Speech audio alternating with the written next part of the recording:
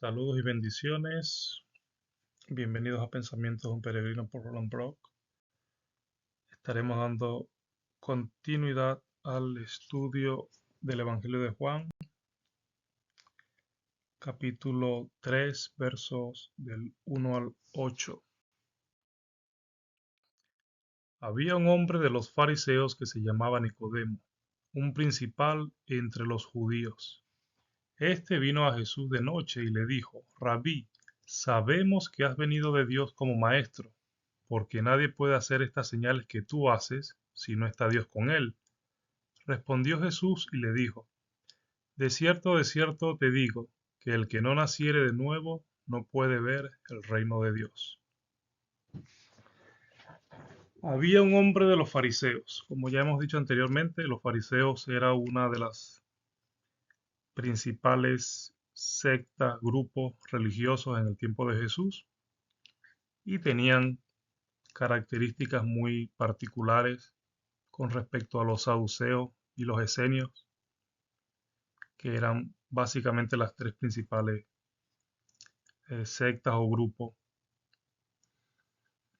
Y vemos, por ejemplo, en el caso del apóstol Pablo en Filipenses 3:5, Pablo dice: si alguno tiene de qué gloriarse en la carne, yo más. Dice: circuncidado al octavo día, del linaje de Israel, de la tribu de Benjamín, hebreo de hebreos, y en cuanto a la ley, fariseo. Ese, en cuanto a la ley, fariseo, es como el ser fariseo lo representaba, le daba un estatus, una categoría, una clase social, religiosa, política, cultural, académica, intelectual, etcétera, etcétera. O sea, el pertenecer al grupo de los fariseos era todo una élite, un club, por así decirlo. Y Pablo mismo reconoce que él era, en cuanto a la ley, fariseo, un principal entre los judíos llamado Nicodemo. Acá cuando vemos la expresión principal, eh, se entiende que Nicodemo, dentro de este grupo de fariseos, había una estructura jerárquica, eh, organizativa, donde había un concilio, un Sanedrín, una junta que presidía las decisiones y el credo y todos los preceptos que correspondían a esta, digamos, creencia o sistema religioso. Y dice que Nicodemo era uno de esos principales. Pudiéramos decir algo por el estilo en este tiempo, hablar del Congreso, por ejemplo, la Cámara de Diputados, de congresistas, senadores, donde se legisla, donde se toman decisiones importantes para la nación. Pudiéramos decir entonces que Nicodemo era una especie de diputado, de senador, miembro del Sanedrín, del grupo, de la junta directiva. Esto lo digo quizás parafraseando un poco todo el contexto, porque había un poder político, un poder religioso, un poder social que influía y ejercía poder sobre el pueblo. Todo esto con respecto a los grupos religiosos, el sistema religioso de la época de Jesús. Y una vez más se repite la frase, la palabra, la expresión judíos, un principal entre los judíos. O sea, no era Nicodemo cualquier persona. Era una persona con autoridad, era una persona con una posición, con un estatus importante. Dice en el verso 2 que este, refiriéndose a Nicodemo, vino a Jesús de noche. Muchos asumen y especulan que la razón por la cual Nicodemo se acerca a Jesús de noche es porque no quería ser visto. Y seguramente es bastante acertado, cabe dentro del abanico de posibilidades, pero no hay nada aquí explícito en la palabra que diga que esa fue la razón. También cualquiera pudiera decir que Nicodemo se acercó de noche porque en ese momento estaba cerca de Jesús o supo que Jesús estaba cerca donde él estaba. Hay muchas razones que pueden a la hora de caer en la materia de especular. Hay un sinfín de hipótesis, de posibilidades. Lo cierto es que la palabra dice que Nicodemo se acercó a Jesús de noche y le dice, Rabí.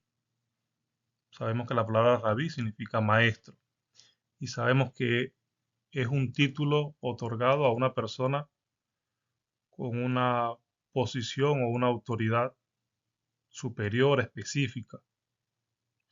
No, en el tiempo bíblico no se le andaba diciendo rabí a todo el mundo, ni señor a todo el mundo, ni maestro a todo el mundo. Entonces hay un principio allí cultural y estricto de lo que representa un maestro de la ley. En este caso, un fariseo, y un fariseo de alta envergadura, de alta gama, una posición privilegiada. Pero lo interesante de la confesión de Nicodemo, su declaración, lo que él expresa, número uno, reconoce a Jesús como un maestro. Número dos, él habla en plural. Maestro, sabemos. O sea, no solamente Nicodemo sabía o reconocía, tomando en cuenta la posición que Nicodemo tenía, con toda certeza pudiéramos afirmar que eh, otros judíos, fariseos, maestros, al igual que Nicodemo, más adelante lo vamos a ver, otros que pertenecían a esta clase élite de fariseos dentro de este grupo que ejercía poder y autoridad, refiriéndonos al Sanedrín o al concilio, otras personas, otros líderes, otros principales, porque fíjense que en el verso 1 dice un principal, también podemos decir con certeza que Nicodemo no era el único. Habían otros quizás en este rango, en esta jerarquía, habían otros similares a él. Y es lo que Nicodemo dice, sabemos, aparte de mí hay otros que también creen, que también piensan. No todos lo reconocieron públicamente, o quizás en oculto como aparentemente sucedió aquí, de noche, a las sombras de la oscuridad, quizás para no ser visto de la gente, temiendo que lo fueran a asociar con Jesús, que fuese a perder su influencia dentro de los fariseos, su poder político, su estatus, en otras palabras. Pero lo cierto es que Nicodemo dice, sabemos que has venido de Dios como maestro. O sea, un maestro reconociendo a otro maestro. Porque nadie puede hacer estas señales que tú haces si no está Dios con él. Aquí en el Evangelio de Juan, según este registro que llevamos, ¿qué tantas señales había hecho Jesús para que Nicodemo diera esa declaración? Jesús había convertido el agua en vino, en varias oportunidades se repite la expresión, y sus discípulos creyeron en él por las cosas que él hacía. Nadie puede hacer estas señales que tú haces si no está Dios con él. O sea, Nicodemo está reconociendo que Dios respalda la obra de Jesús, la enseñanza de Jesús, la autoridad de Jesús, porque de lo contrario no sería posible que Jesús hiciera todas estas cosas. Aquí vemos una actitud de Nicodemo de reconocer. No sabemos con qué tanta humildad lo habrá dicho, pero ciertamente tuvo que haber algo de humildad o bastante humildad para Nicodemo atreverse, entre comillas, a pesar de que fue de noche, quizás en oculto, quizás no tuvo la valentía de hacerlo abiertamente, pero Nicodemo reconoce que Jesús es una autoridad superior. En el verso 3 respondió Jesús y le dijo, de cierto te digo que el que no naciere de nuevo no puede ver el reino de Dios. Jesús le responde hablando acerca del nuevo nacimiento. El que no naciere de nuevo no puede ver el reino de Dios. ¿Qué significa nacer de nuevo? El nuevo nacimiento, la regeneración, el ser nueva criatura. Dice la palabra, ninguna condenación hay para los que están en Cristo Jesús.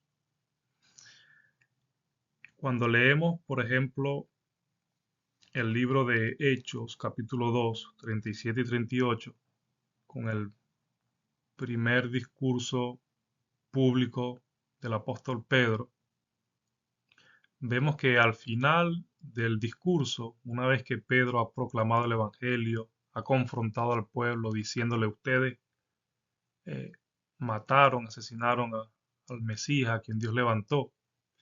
Y toda la declaración que hace el apóstol Pedro, ya en el verso 37, dice que al oír esto, es decir, las palabras del apóstol Pedro, su predicación, la proclamación del Evangelio, se compungieron de corazón, se quebrantaron, fueron confrontados, redargüidos, y dijeron a Pedro y a los otros apóstoles, varones hermanos, ¿qué haremos? ¿Qué haremos? La misma confesión que hace el carcelero de Filipo a Pablo. ¿Qué debo hacer para ser salvo? Pudiéramos decir la misma declaración del etíope. Aquí hay agua, ¿qué impide que yo sea bautizado? ¿Qué debo hacer para nacer de nuevo? ¿Cuáles son los requisitos? En muchas ocasiones se repite esto. Y la respuesta que Pedro da, desde luego guiado por el Espíritu Santo, Pedro les dice, arrepentíos y bautícese cada uno de vosotros en el nombre de Jesucristo para perdón de los pecados, y recibiréis el don del Espíritu Santo. Para nacer de nuevo, Pedro le está diciendo, número 1, arrepiéntanse. Número 2, bautícese cada uno. Ese cada uno lleva la connotación de que el arrepentimiento debe ser individual, personal. Lo mismo que el reconocimiento de aceptar a Jesús como Señor y Salvador es personal, es individual. Es algo que debe hacerse con conciencia. Y hablando ya del bautismo, es una de las razones por la cual se repite la expresión hombres y mujeres. También se repite la expresión, por ejemplo, en el carcelero de Filipo, que él y su casa. Lo mismo que con Cornelio, él y su casa. O sea, todo esto tiene muchísima correlación. Bautícese cada uno de vosotros en el nombre de Jesucristo. Ya lo hemos dicho anteriormente, el nombre de Jesús es Salvador. ¿Para qué se van a bautizar? ¿Para qué se van a arrepentir? ¿Para qué van a reconocer el nombre de Jesús? Para perdón de los pecados, para hallar la vida eterna, para nacer de nuevo. Y entonces, posterior a esto, como consecuencia y resultado, viene la regeneración, viene el nuevo nacimiento, viene el don del Espíritu Santo. Y es de esa forma que podemos ser parte de la adopción de hijos de Dios y ser parte de este reino celestial, ya como ciudadanos. Cuando leemos, por ejemplo, Juan 1, 12 al 13, que ya lo vimos anteriormente, mas a todos los que le recibieron, a los que creen en su nombre, Dios les dio potestad de ser hechos hijos de Dios. Pero en el verso 13, los cuales, o sea, refiriéndose a los hijos de Dios, los cuales no son engendrados por voluntad de carne, por voluntad de sangre, por voluntad de varón. O sea, aquí está haciendo referencia a que no es por voluntad humana, nada que tenga que ver con algo físico, material, no es por deseo de ningún hombre, sino de Dios. Es Dios quien nos da la adopción a través de Cristo. Nos da esa altísima dignidad de ser llamados hijos de Dios. ¿A quiénes? A aquellos que creen en Jesús, aquellos que reciben y reconocen el nombre de Jesús, Señor y Salvador. Y por ejemplo, en Primera de Pedro 1, 18, 20 dice, sabiendo que fuiste rescatado de vuestra vana manera de vivir, la cual no recibiste con cosas corruptibles como oro o plata. O sea, sabiendo que fuimos rescatados, en todo rescate hay un pago, y ese pago no fue ni oro ni plata, o sea, algo material que el hombre pudiera devolverle a Dios, sino que fue con la sangre preciosa de Cristo. O sea, ese fue el pago, ese fue el precio. La sangre de Cristo, como también lo vimos en pasajes anteriores, como ese cordero que quita el pecado del mundo. Y hay muchísimos otros versos que pudiera seguir mencionando. Nuevamente, por cuestión de tiempo, no lo voy a hacer, pero espero que esto pueda dar pie a seguir estudiando. Ya en el siguiente pasaje, Nicodemo le dice, ¿cómo puede un hombre nacer siendo viejo? O sea, Nicodemo no entendía las palabras de Jesús. ¿Puede acaso entrar por segunda vez en el vientre de su madre y nacer? O sea, ¿puedo yo, siendo un hombre viejo, anciano, nacer por segunda vez? Respondió Jesús, de cierto te digo que el que no naciere de agua y del Espíritu no puede entrar en el reino de Dios. Lo que es nacido de la carne, carne es, y lo que es nacido del Espíritu, Espíritu es. No te maravilles de que te dije, es necesario nacer de nuevo.